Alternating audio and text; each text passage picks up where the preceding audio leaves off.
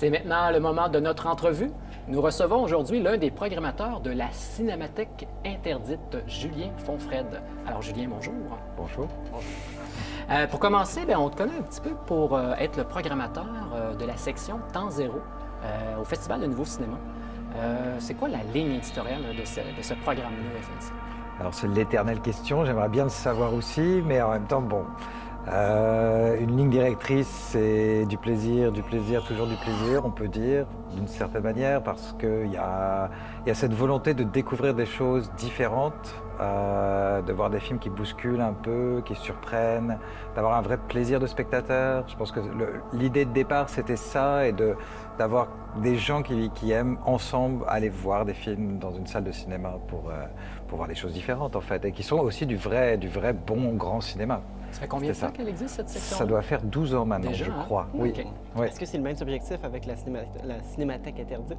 Alors, d'une certaine manière, oui, c'est ça. Alors là, on va essayer de retrouver exactement ce même type de plaisir, de voir des films qui décalent un peu la norme, tout en étant, pareil, du très bon ou du très grand cinéma, ou d'une certaine manière aussi un cinéma qui divertit et qui a une certaine poésie à tous les niveaux, et d'avoir ce plaisir de cinéma, ce plaisir de découvrir quelque chose, ou de redécouvrir, parce qu'il y a plein de films que moi on a passés là dernièrement, que j'avais vus, pas tous, mais que c'est ça, les voir sur un écran en 35 mm, c'est quand même assez extraordinaire. Je pensais pas avoir la chance dans ma vie, quoi. Les projections, ce sont des programmes doubles, Tout à fait, ouais.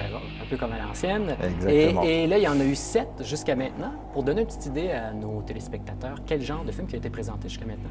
Alors c'est ça, c'est que ou quels sont les films qui ont été présentés? On va faire un peu large aussi, on va essayer de trouver des dynamiques différentes à chaque fois. Alors il y a eu un spécial New York par exemple, avec Escape from New York de John Carpenter, suivi des Rats de Manhattan, un film d'exploitation italien qui était absolument génial à voir dans cette salle. Ouais.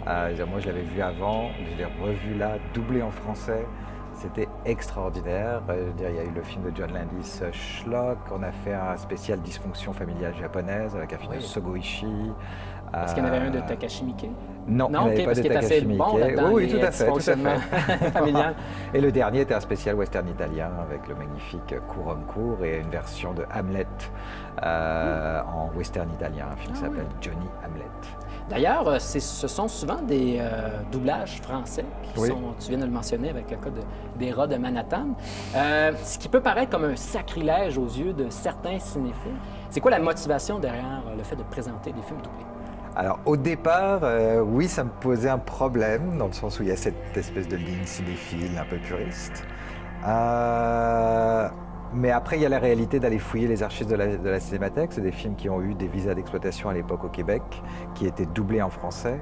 Après, d'une certaine manière, s'installe le fait que c'est comme ça qu'on les a tous vus, ces films-là, qu'on les a découverts, jeunes, enfants, là, tous ces films interdits, tous ces films un peu bizarres, tous ces films que peut-être les parents disaient « mais qu'est-ce que tu regardes comme connerie encore ?» ce genre de film qui façonne un vrai imaginaire d'enfance et de cinéma. Donc voilà, donc il y a cette idée de retrouver un truc un peu pur dans cette manière de regarder des films et le cinéma. Ça appelle à la nostalgie finalement un peu. Tout à fait. Alors par contre, c'est des films qui sont quand même extrêmement contemporains et on va dire très, très modernes d'une certaine manière. C'est quand même des films qui étaient beaucoup à l'avant-garde à l'époque, en essayant plein de choses justement. Après j'avais vu que la Cinémathèque française par exemple, ils ont aussi une série comme ça qui s'appelle le Cinéma Bis. Cinéma Bis, c'est ça. Et là j'ai vu qu'il est passé en français aussi. Donc il y a ce truc d'essayer de retrouver quelque chose qu'on a découvert à l'époque comme ça. C'était le seul moyen de les voir, ces films-là. Et en même temps, d'un autre côté, parce que là, il y avait eu le film de Bava, on parlait des Rats de Manhattan ou de Western Spaghetti, les Italiens étaient reconnus, entre autres, pour ne pas tourner avec du son synchrone. Donc, il n'y avait pas de prise de son pendant le tournage. D'une certaine manière, est-ce qu'il y a, dans ces cas-là, il y a vraiment des versions originales? Alors non, en fait, dans les films italiens, il n'y en a pas. On ne sait pas quelle est la version originale. En fait, un acteur français jouait avec un acteur italien qui jouait avec un acteur américain. Et chacun parlait sa langue. Et c'est à la fin qu'on doublait tout, de toute façon, en anglais, en français, en allemand. Donc oui.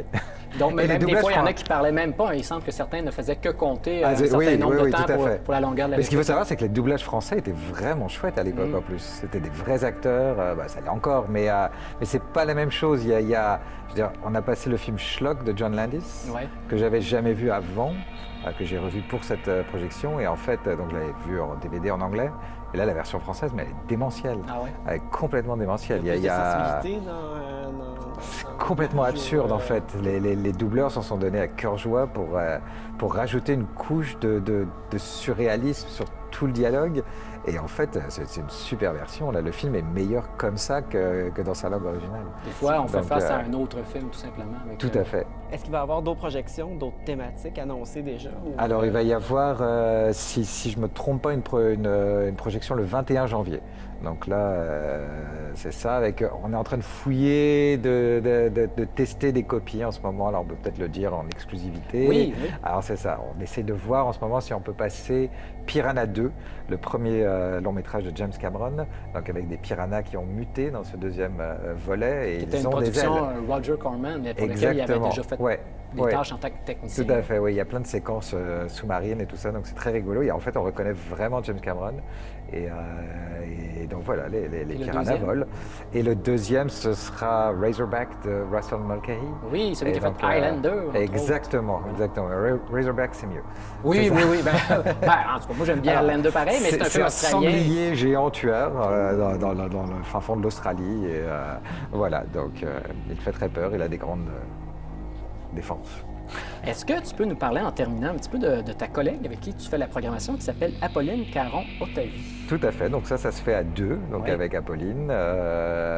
Donc ensemble, nous fouillons les archives de la Cinémathèque québécoise. Donc voilà, c'était ça le mandat, on les a approchés, ils ont eu l'extrême générosité de nous faire confiance. Et donc on fouille, on regarde, on essaye de décortiquer les titres. C'est pas évident, on est devant un ordinateur un peu étrange. C'est ça. Apolline, où, elle écrit pour le 24 heures? Pas le 24 heures, le 24 ouais. images. Apolline est journaliste à 24 C'est ça. images. Puis Elle est-ce qu'elle travaille travaille pour le sur RIDM, tout Oui, à ok. fait. Qui est un festival de documentaires, en fait, Voilà. à Montréal. Voilà, et elle est très très cinéphile et donc voilà, et après on en discute, on essaie de trouver des thématiques, des choses comme ça. Super. On rappelle la prochaine date? 21 janvier, je crois. 2017. 2017. À la On a une Cinémathèque page québécoise. Facebook, Oui. la Cinémathèque interdite, donc là on annonce tout un peu avant, puis Parfait. Bon, voilà, on va faire puis il faut apparaître, venir quoi. on va faire apparaître C'est cool. l'adresse en bas de l'écran. Très Et là, bien. on sera là sans faute. Très bien. Ben super, ben merci beaucoup. Ben, merci à vous surtout. Alors, c'est maintenant le moment de la pause. On revient tout de suite après pour notre reportage de la semaine.